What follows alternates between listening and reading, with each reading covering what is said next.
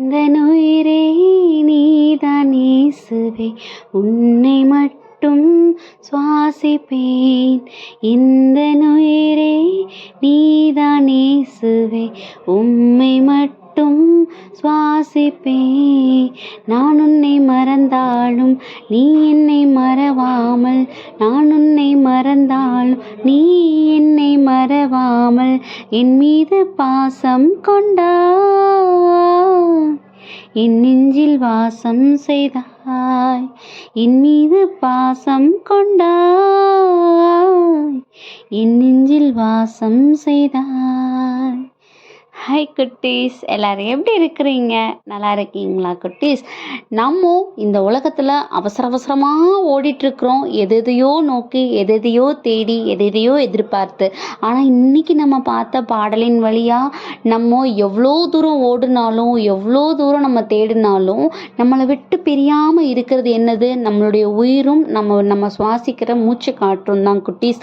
அப்போது இன்றைக்கி பார்த்த பாடலே என்னுடைய வாழ்க்கையிலே நான் உங்களை தான் சுவாசிக்கிறேன், நீங்கள் தான் எனக்கு நான் சுவாசிக்கிற காற்றாக இருக்கிறீங்க, நீங்கள் தான் என்னுடைய உடலுக்கு ஒரு புத்துணர்வை கொடுக்குறீங்க, ஏன் என் உயிரே நீங்கள் தான் அப்படின்னு சூப்பராக ஒரு பாடல் பாடியிருக்கிறோம் குட்டீஸ். ஆனால் இது வெறும் பாடலாக மட்டும் இல்லாமல் இது நம்ம வாழ்க்கையில் எவ்வளோ தூரம் இதுக்கு நம்ம மதிப்பு கொடுத்து நம்ம நடந்துக்கிட்டு இருக்கோம் அப்படிங்கிறத நம்ம புரிஞ்சுக்கிடணும் குட்டீஸ். இந்த உலகத்தில் எனக்கு இது வேணும், அது வேணும், நான் இப்படி இருக்கணும், நான் அப்படி இருக்கணும்னு நம்மளுடைய ஆசைகள் எல்லாம் நம்மளுடைய உடல் சார்ந்ததாக, நம்மளுடைய மனது சார்ந்ததாக இருக்குது. இந்த ட்ரெஸ் போடணும், இப்படி இருக்கணும், எனக்கு இவ்வளோ மணி வேணும், எனக்கு இந்த மாதிரி ஃபோன் வேணும், எனக்கு அதுக்கு இப்படிலாம் இருக்கணும்னு. நீங்கள் குட்டி பிள்ளைங்கன்னா எனக்கு இந்த மாதிரி ஸ்கூல் பேக் வேணும், என் ஃப்ரெண்டு வச்சுருக்க மாதிரி பாக்ஸ் வேணும்னு உங்கள் லெவலில் நீங்கள் யோசிப்பீங்க குட்டீஸ். அப்போது இது எல்லாமே வேணுங்கிறதுக்காக நம்ம கிட்ட இருக்கிற ஏசப்பாவை நம்ம நிறைய நேரங்களில் நம்ம இழந்துக்கிட்டே இருக்கிறோம். எப்படி ஒரு உடலை விட அதுக்குள்ளே இருக்கிற உயிர் மூச்சு ரொம்ப முக்கியங்கிறது நமக்கு தெரியுமோ, நம்ம தேடிட்டு இருக்கிற இது எல்லாத்தையும் விட அவரை நம்ம ஒரு சூழ்நிலைகளையும் இழந்துட்டு இருக்கோமே அப்படிங்கிறத நம்ம என்ன பண்ணணும்? புரிஞ்சுக்கிடணும் குட்டீஸ். ஸோ இந்த நாளில் அதை நம்ம புரிஞ்சுக்கிறதுக்காக தான் ஏசப்பா ஒரு அருமையான வசனத்தை கொடுக்குறாங்க.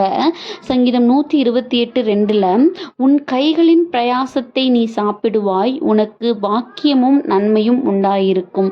சங்கீதம் 128:2, உன் கைகளின் பிரயாசத்தை நீ சாப்பிடுவாய், உனக்கு பாக்கியமும் நன்மையும் உண்டாயிருக்கும்.